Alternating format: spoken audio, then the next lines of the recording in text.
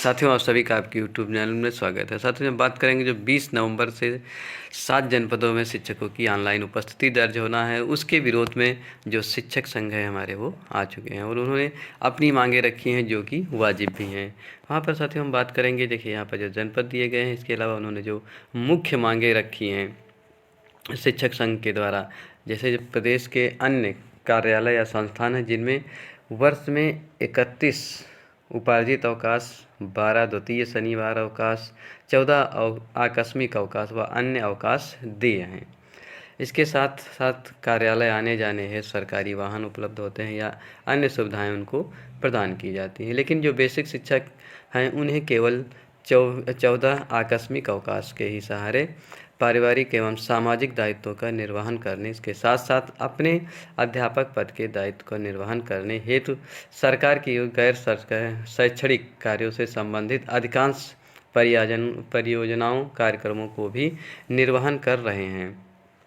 प्रदेश के बेसिक शिक्षक जो प्रदेश के कोने कोने में दुर्लभ स्थानों पर, जहां आवागमन हेतु ना सड़क हैं और ना ही सार्वजनिक वाहन उपलब्ध हैं और ना ही शिक्षकों को कोई सरकारी वाहन उपलब्ध कराया गया है, जबकि सेवा प्रदाता के माध्यम से 30,000 रुपये के मानदेय पर नियुक्त संविदा कर्मी को महानिदेशक महोदय द्वारा 30,000 रुपये प्रतिमाह व्यय की अनुमति देते हुए सरकारी गाड़ी उपलब्ध कराई गई है। आज भी अनेक विद्यालय ऐसे हैं जहां शिक्षकों को नाव से नदी पार करके जाना पड़ता है। दूर दराज के विद्यालयों में इंटरनेट की भी समुचित व्यवस्था नहीं है, यानी जहां पर इंटरनेट की सुविधा गांव में नहीं सही है, वहां पर अगर मान लीजिए शिक्षक पहुंच भी जाता है और उसका नेट काम नहीं करता है तो उसकी उपस्थिति कैसे दर्ज हो पाएगी।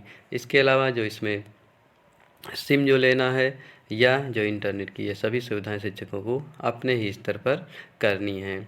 साथियों, यहाँ पर आगे दिखा है कि ये एक प्रकार से शिक्षक को रोबोट समझने जैसा है। अब सही, क्योंकि शिक्षकों को कोई भी इस तरह की सुविधाएं अभी तक प्रदान नहीं की गई हैं। अगर मान लीजिए कोई भी शिक्षक का स्कूल दूर है या उसे किसी तरह की रास्ते में दिक्कत आती है और वो लेट हो जाता है, तब उस दिन की उसकी उपस्थिति का क्या होगा। ऐसा इस जो महानिदेशक जी ने पत्र जारी किया है उसमें कोई भी ऐसा व्यवधान, उन्होंने कोई ऐसा वर्णन उसमें नहीं कर रखा है कि उनको किसी तरह की छूट मिलेगी। अगर यानी वो 9 बजे तक स्कूल नहीं पहुंचते हैं तो उनको उस दिन अनुपस्थित मान लिया जाएगा। ऐसी स्थिति में शिक्षकों की समस्याओं को सुने बिना ही ये आदेश जारी कर दिया गया है एक तरह से।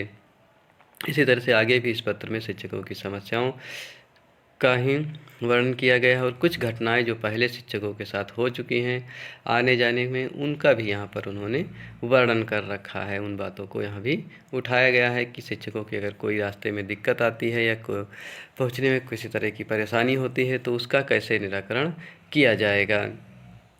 इसके अलावा अधिकतर जानते हैं शिक्षक कि स्कूल जितने भी हैं सब गाँव में हैं और रास्ते भी वहाँ के सही नहीं है। मान लीजिए किसी की रास्ते में गाड़ी ख़राब हो जाती है तो उस दिन उसके समय से जब विद्यालय नहीं पहुंच पाएगा 9 बजे तक, तो मान लीजिए 9:05 पर भी पहुंचता है तो उस दिन अनुपस्थित मान लिया जाएगा। तो इन समस्याओं को ध्यान में रखते हुए कुछ न कुछ कदम उठाया जाना चाहिए था, जिससे कि शिक्षकों को अगर मान लीजिए किसी दिन कोई परेशानी आती है तो उस दिन उसको कुछ राहत मिल सके, या महीने में या सप्ताह में 1 या 2 दिन का उनको ज़रूर इस तरह की सुविधा दी जाए कि अगर कहीं पर उनको अगर लेट होते हैं तो उस पर उनको छूट प्रदान की जाए।